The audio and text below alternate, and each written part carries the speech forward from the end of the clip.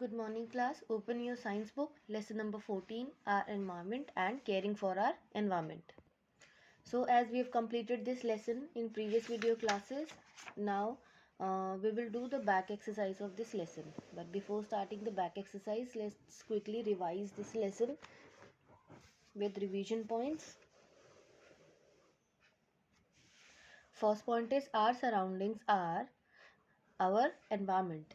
हमारी जो सराउंडिंग है, मतलब जो भी हमारे आसपास है, वो सब क्या है? वही हमारा एनवायरनमेंट है. एनवायरनमेंट किसे बोलते हैं? जो भी हमारे आसपास हमें दिख रहा है और नहीं भी दिख रहा है, लेकिन हमारे आसपास है, वो सब एनवायरनमेंट का पार्ट है.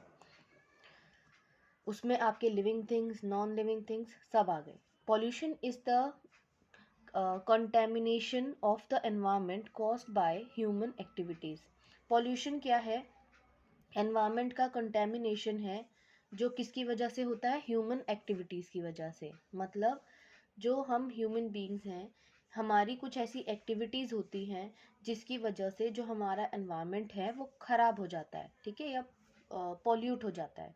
जैसे अगर हम वाटर पॉल्यूशन की बात करें तो उसमें भी जो ह्यूमन एक्टिविटीज़ है उसकी वजह से वाटर पॉल्यूट होता है. जैसे इंडस्ट्रियल वेस्ट होता है, उसको रिवर में बहा दिया जाता है, ठीक. या फिर जो सीवेज ड्रेनेज सिस्टम है वो ठीक नहीं होता, लीकेज होती है, उसकी वजह से क्लीन वाटर में वो मिक्स हो जाते हैं.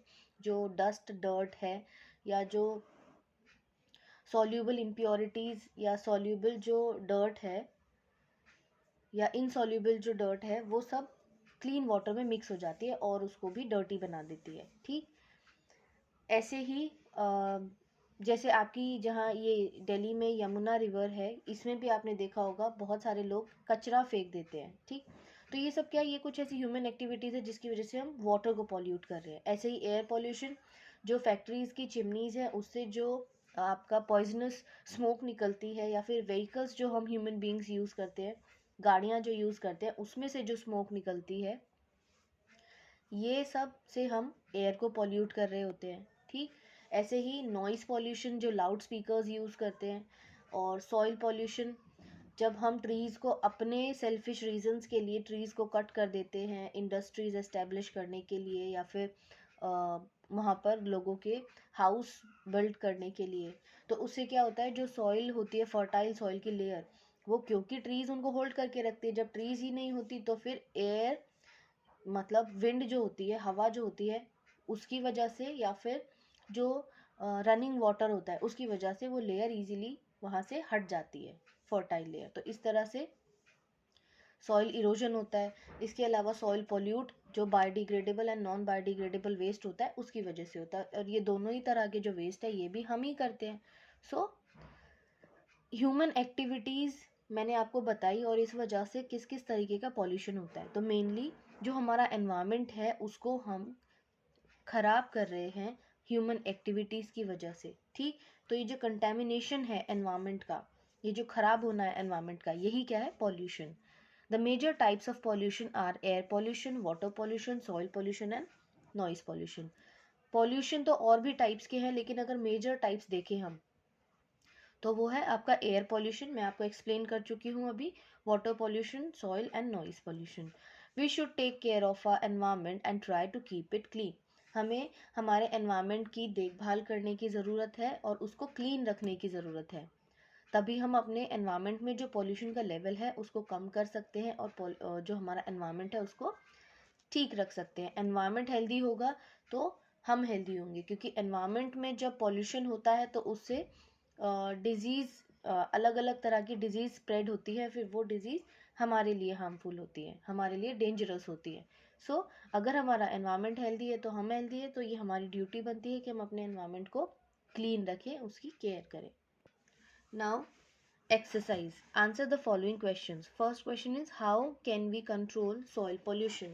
हम soil pollution को कैसे control कर सकते हैं?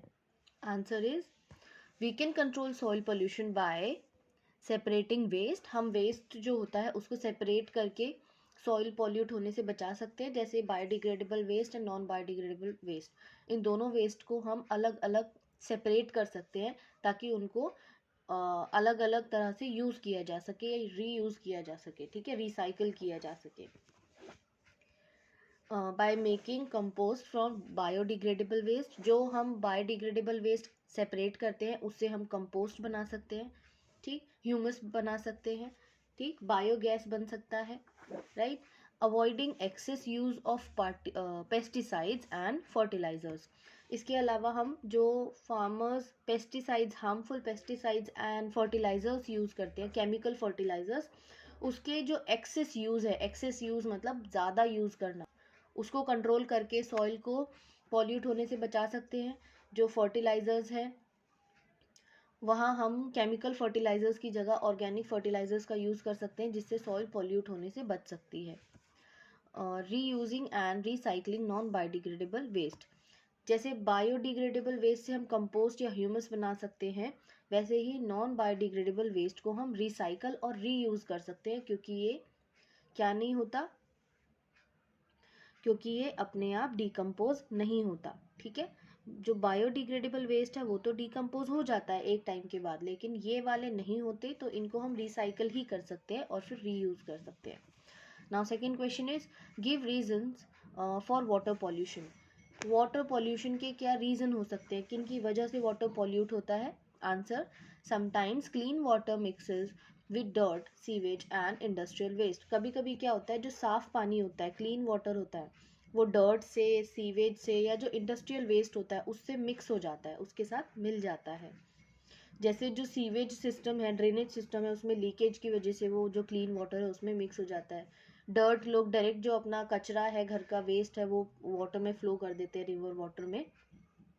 इसके अलावा इंडस्ट्रियल वेस्ट में आपका जो फैक्ट्रीज से वेस्ट निकलता है, इंडस्ट्रीज से वेस्ट निकलता है, उसको पाइपलाइंस के थ्रू रिवर में फ्लो कर दिया जाता है। तो इस तरह से वाटर जो है वो इन सब चीज़ों से मिक्स हो जाता है। It has harmful particles and floating substances which make water unfit for drinking. और ये जो वेस्ट होता है, इनमें क्या होते हैं, हार्मफुल पार्टिकल्स होते हैं, ठीक, जो सॉल्यूबल भी होते हैं, इनसॉल्यूबल भी होते हैं। मतलब कुछ पार्टिकल्स तो ऐसे होते हैं जो पानी में, वाटर में घुल जाते हैं, तो कुछ ऐसे होते हैं जो नहीं घुलते, ठीक है, फ्लोटिंग सब्सटेंसेस। कुछ ऐसे होते हैं जो वाटर में नहीं घुलते हैं, लेकिन कुछ उसी में ही फ्लोट करते रहते हैं, ठीक। तो हर तरह के उनमें हार्मफुल पार्टिकल्स होते हैं जो वाटर को अनफिट बना देते हैं ड्रिंकिंग के लिए। मतलब वो वाटर इतना डर्टी हो जाता है कि उसको पिया नहीं जा सकता, ठीक। This is called water pollution, और इसी को ही हम क्या बोलते हैं, water pollution. Third question is what is global warming. Global warming क्या होती है? When the carbon dioxide level increases in the atmosphere, the temperature also increases. This phenomenon is called global warming. जब एटमॉस्फेयर में carbon dioxide का level increase हो जाता है और उसकी वजह से जो एटमॉस्फेयर में टेम्परेचर है वो भी इंक्रीज हो जाता है, तो इस फिनोमिनन को, मतलब जैसे जैसे कार्बन डाइऑक्साइड का लेवल इंक्रीज होगा, टेम्परेचर इंक्रीज होगा, इस इंक्रीज्ड टेम्परेचर को ही हम, इस पूरे फिनोमिनन को ही हम क्या बोलते हैं, ग्लोबल वार्मिंग।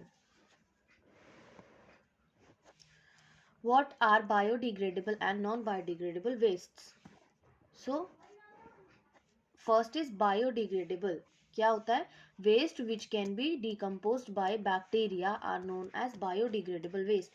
वो waste जो बैक्टीरिया जो बैक्टीरिया डिकम्पोज कर देते हैं, उन वेस्ट को हम बायोडिग्रेडेबल वेस्ट कहते हैं। फॉर एग्जाम्पल जो वेजिटेबल वेस्ट है, एनिमल वेस्ट है, एट्सेट्रा। नॉन बायोडिग्रेडेबल आपका होता है waste which can not be decompose is known as non biodegradable waste. Non biodegradable नाम से ही आपको क्लियर है, जो डिकम्पोज नहीं हो सकता उसको हम नॉन बायोडिग्रेडेबल वेस्ट बोलते हैं। Now fill in the blanks. First is loud sound creates dash pollution. Loud sound से कौन से वाला pollution होता है, कौन से टाइप का pollution होता है? It's noise pollution. ठीक है, शोर वाला pollution. Smoke coming out from industries causes dash pollution. जो industries से धुआं निकलता है, smoke निकलता है, उससे कौन से वाला pollution होता है? Air pollution. Increase of atmospheric temperature may lead to dash warming. Atmospheric जो टेम्परेचर होता है उसके इंक्रीज होने से क्या होता है, उससे ग्लोबल वार्मिंग होती है, ठीक।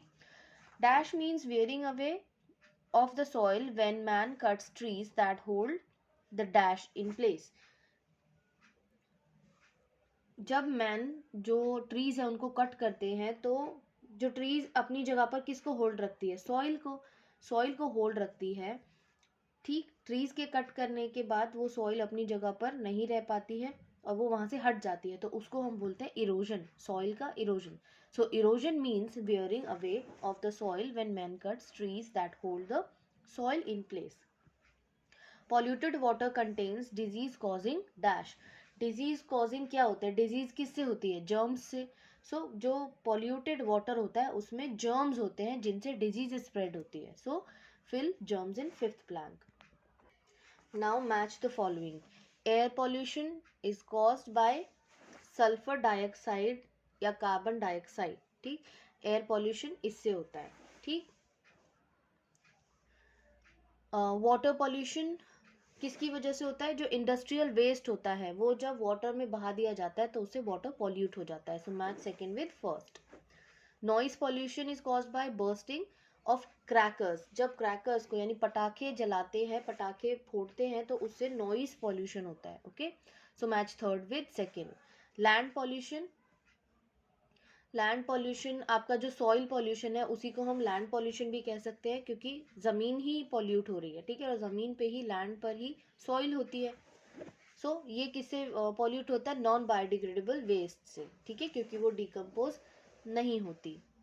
Now give any one important cause for each of the following. आपको इन ये जो दिए हुए हैं, soil erosion, global warming and noise pollution, इनके लिए एक एक कॉज बताना है, कारण बताना है इनके होने का। सो सॉइल इरोजन किससे होता है, कटिंग डाउन ट्रीज, ट्रीज के कट करने की वजह से। ग्लोबल वार्मिंग किसकी वजह से होती है, इंक्रीज ऑफ कार्बन डाइऑक्साइड, जब कार्बन डाइऑक्साइड इंक्रीज हो जाता है। Noise pollution using loud speakers, जब लाउड स्पीकर्स को यूज करते हैं तो उससे नॉइज पॉल्यूशन होता है। Now multiple choice questions. First question is pollution is the addition of dash substance into the environment. Environment में कौन सा सब्सटेंस होता है वो बढ़ जाता है या ऐड हो जाता है जिससे पॉल्यूशन होता है, फ्रेंडली, टॉक्सिक, हार्मफुल और wasted. Correct option would be harmful. Harmful substances होते हैं जो ऐड हो जाते हैं एनवायरनमेंट में, जिससे एनवायरनमेंट को वो पॉल्यूट करते हैं। Soil is dash by biodegradable and non biodegradable waste. Soil इन दोनों तरह के वेस्ट से क्या होती है, वेस्ट हो जाती है, पॉल्यूट होती है, डैमेज होती है, फर्टाइल होती है। Correct option is pollute. दोनों तरह के वेस्ट से सॉइल पॉल्यूट होती है। Soil is polluted by biodegradable and non biodegradable waste. Thus the dash becomes unfit for drinking. Pollution की वजह से या पॉल्यूट होने की वजह से क्या पीने लायक नहीं रहता, एयर, फूड, मिल्क और वाटर। फूड एंड एयर को पिया नहीं जा सकता। मिल्क जो है वो लिक्विड तो है, लेकिन वो ये जो हम पॉल्यूशन पढ़ रहे हैं, मिल्क उससे पॉल्यूट नहीं होता। क्या पॉल्यूट होता है, वाटर। ठीक है, तो वाटर अनफिट हो जाता है ड्रिंकिंग के लिए। Any sound that interferes with hearing is said to cause dash. हर वो साउंड या कोई भी वो साउंड जिससे हमारी हियरिंग पर इफेक्ट पड़ता है, ठीक, सुनने की जो एबिलिटी है उस पर इफेक्ट पड़ता है, तो उस साउंड को हम क्या कहेंगे, स्टीरियो, लाउड स्पीकर्स, ड्रम या फिर नॉइस, उसको हम नॉइस कहेंगे। वो क्या है, वो शोर है, क्योंकि उससे हमारी जो हियरिंग एबिलिटी है उस पर फर्क पड़ रहा है, उस पर इफेक्ट हो रहा है उसका। ठीक,